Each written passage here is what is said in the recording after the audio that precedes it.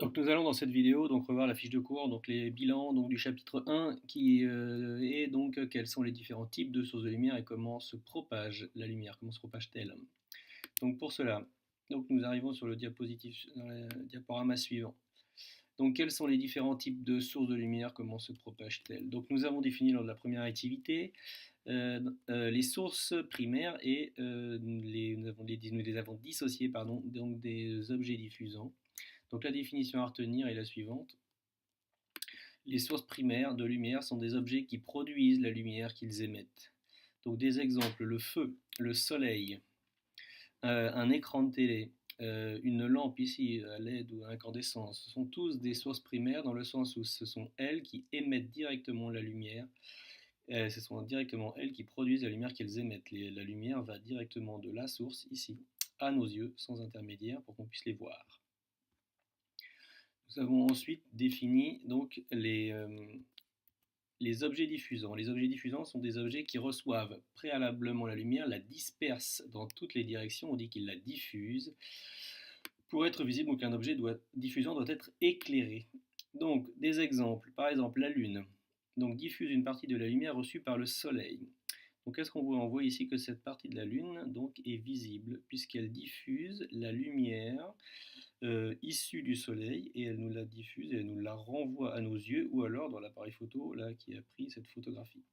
Tous les objets de la classe diffusent une partie de la lumière reçue du soleil ou de la lampe si jamais donc, les lumières sont allumées. Donc par exemple, cette chaise est visible dans la classe parce qu'elle vous diffuse à vos yeux ou elle vous renvoie à vos yeux la lumière qu'elle reçoit du soleil. Ensuite, donc des schémas pour expliquer ça. Donc vous voyez que par exemple dans cette situation-là, vous avez une jeune demoiselle qui est dans la pénombre de sa salle, qui a donc allumé une lumière. Vous voyez que cette lumière a donc une source primaire, puisqu'il y a des rayons lumineux ici donc, qui partent de la source. Donc c'est la source ici qui produit les rayons lumineux. Et vous avez ici par exemple un objet diffusant qui est le livre. L'objet diffusant est le livre parce que regardez bien, il reçoit un rayon lumineux et il en renvoie un à l'œil de la jeune demoiselle. Donc c'est pour ça que c'est un objet diffusant, parce qu'il renvoie une partie de la lumière qu'il reçoit de la source primaire vers l'œil de la demoiselle en train de lire. Donc là, un autre exemple, vous avez une lampe ici, donc, qui est une source de lumière, une source primaire de lumière. Elle envoie donc un rayon lumineux sur un objet diffusant qui, lui, diffuse la lumière dans toutes les directions possibles. Et ensuite, la lumière est reçue si jamais un capteur peut capter ces rayons de lumière diffusés.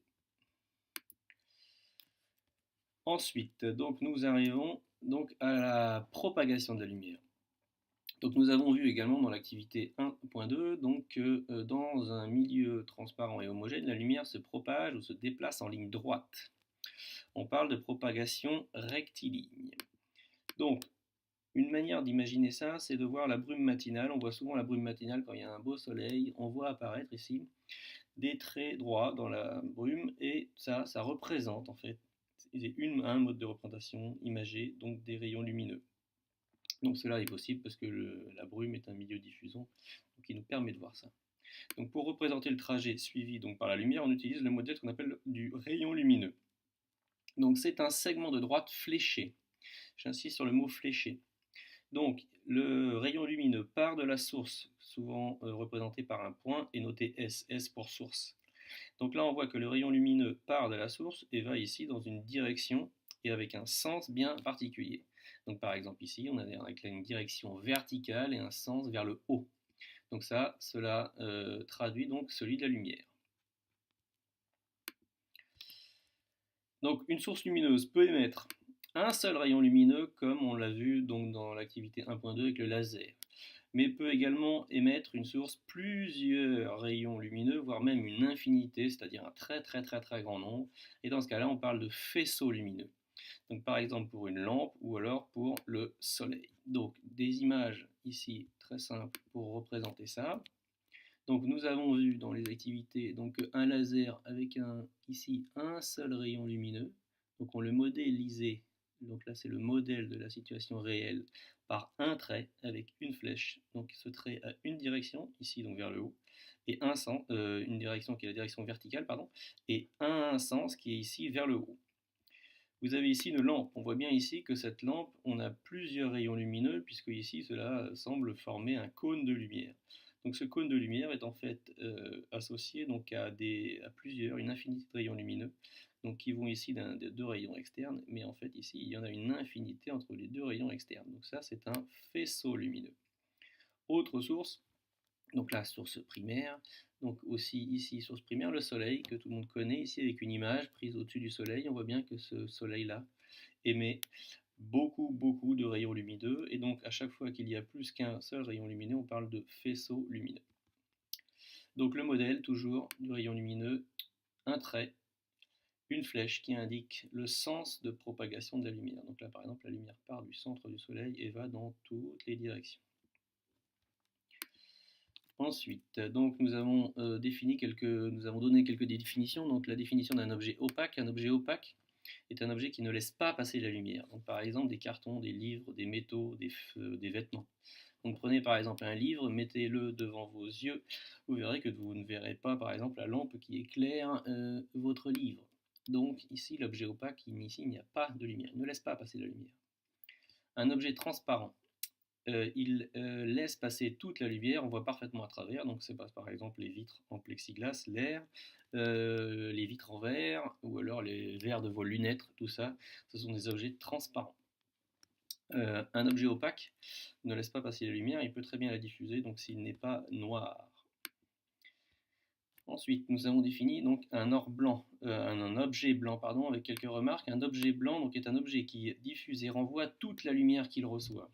C'est-à-dire que si vous avez un t-shirt blanc, éclairé, éclairé par exemple en lumière du soleil, le soleil va vous envoyer des rayons lumineux, votre t-shirt va les diffuser, va renvoyer toute la lumière qu'il reçoit. C'est aussi pour ça qu'il faut porter des lunettes de soleil au ski. En effet, la neige étant blanche, éclairée en lumière blanche qui est la lumière du soleil, donc la neige renvoie donc les rayons lumineux issus du soleil, ce qui, sans lunettes de soleil, peut faire très mal aux yeux, puisque comme on l'a vu dans l'activité 1.1, la lumière du soleil peut contenir des rayons qui sont parfois dangereux, donc il convient de se protéger. Donc c'est pour ça qu'il faut porter des lunettes de soleil au ski, car la neige est blanche et donc renvoie toute la lumière dans vos yeux et peut donc vous gêner. Un objet noir absorbe toute la lumière qu'il reçoit, il ne diffuse rien.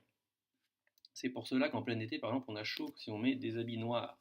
En effet, si vous êtes en plein été et que vous mettez des habits noirs, donc en fait, le t-shirt noir que vous portez va absorber toute la lumière. Et donc ça, il ne va pas la renvoyer. Donc s'il ne la renvoie pas et ne la diffuse pas, donc en fait, vous emmagasinez de la chaleur, et c'est pour ça qu'en été, avec un t-shirt noir, vous avez chaud.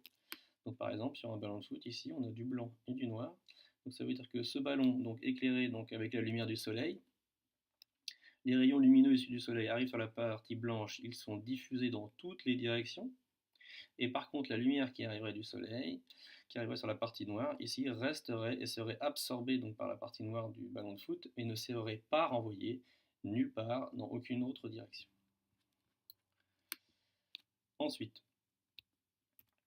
donc les conditions de visibilité. Donc ça c'était l'activité 1.3. Donc pour être visible, nous avons vu, que pour une source primaire, elle doit envoyer au moins un rayon lumineux dans l'œil de l'observateur. J'insiste sur le fait que les rayons lumineux doivent aller vers l'œil de l'observateur, donc on va toujours de la source vers l'œil de l'observateur.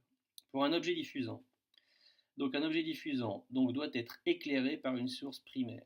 Donc c'est-à-dire que par exemple, si vous mettez un objet diffusant dans une salle complètement noire avec des murs opaques noirs, l'objet diffusant, s'il n'y a pas de source primaire dans la salle, vous ne le verrez pas. Et un objet diffusant doit diffuser vers l'œil de l'observateur une partie de la lumière qu'il reçoit. Donc c'est-à-dire qu'il faut qu'il y ait au moins un rayon lumineux qui part de cet objet diffusant et qui arrive à votre œil. Donc il ne faut pas, par exemple, que sur ce trajet-là, il y ait des obstacles.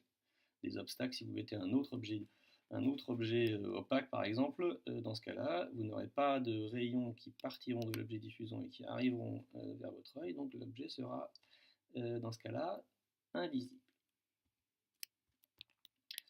Ensuite, nous allons pouvoir donc visualiser ça sur un schéma, ce sera encore plus simple. Donc par exemple, ici vous avez donc l'œil d'une personne, vous avez une source primaire, vous avez un arbre et vous avez ici donc un feu. Donc vous avez deux sources primaires qui sont ici, donc le soleil et le feu, et vous avez un objet diffusant.